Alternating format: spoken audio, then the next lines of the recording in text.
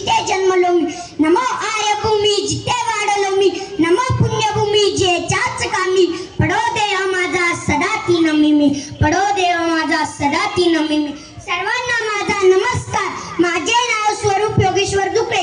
मी आता तिसरी चित्त सन्माननीय व्यासपीठावरील विराजमान असलेले सर्व मान्यवर, गावातील सर्व ज्येष्ठ श्रेष्ठ नागरिक व येथे उपस्थित सर्व गुरुजन वर्ग आणि माझ्या बालमित्रांनो, सर्वांना स्वातंत्र्य दिनाच्या हार्दिक शुभेच्छा. जगाला सर्वप्रथम शांतीचा आणि क्रांतीचा संदेश देणारे तथागत गौतम बुद्ध, अखंड हिंदुस्थानचे आराध्य दैवत छत्रपती शिवराय आणि त्यांना घडवणाऱ्या माँसाहेब जिजाऊ, श्रीकृष्णाचे जनक महात्मा फुले आणि सावित्रीबाई फुले, आरक्षणाचे जनक छत्रपती शाहू महाराज, भारतीय राज्यघटनेचे शिल्पकार बुद्धी सम्राट महामानव डॉक्टर बाबासाहेब आंबेडकर, देव दगडात नसून देव माणसात आहे असे म्हणणारे संत गाडगे बाबा, तसेच या भारत मातेच्या स्वातंत्र्य लढ्यासाठी ज्या महान क्रांतिकारकांनी आपल्या प्राणाची आहुती दिली, अशा सर्व क्रांतिकारकांना माझा मानाचा मुजरा, माझा मानाचा मुजरा. आज आपण आपल्या भारताचा 79वा स्वातंत्र्य दिन साजरा करीत आहोत.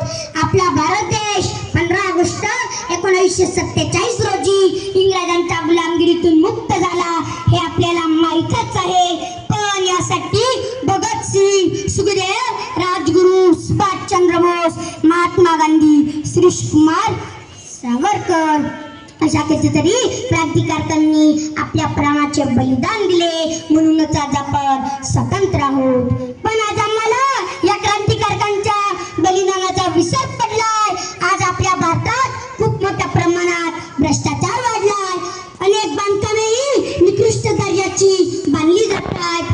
आजची आमची काही नेतेही जनतेचा विचार करण्याऐवजी विधान भवनातच रमी खेळायला लागली. याचा कुठेतरी खेद वाटतोय.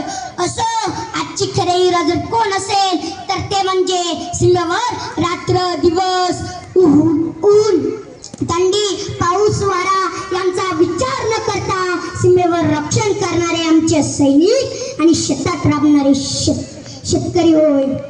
म्हणून मी या सैनिकांना व शेतकऱ्यांना माझा त्रिवार मानाचा मुजरा, माझा त्रिवार मानाचा मुजरा. म्हणून मी स्वातंत्र्य दिनी एवढंच सांगू इच्छितो की चला आपण सर्वजण मिळून आपला भारत देश भ्रष्टाचार मुक्त करूया, आपला भारत देश स्वच्छ करूया, आपला भारत देश सुजलाम सुफलाम करूया. जय हिंद.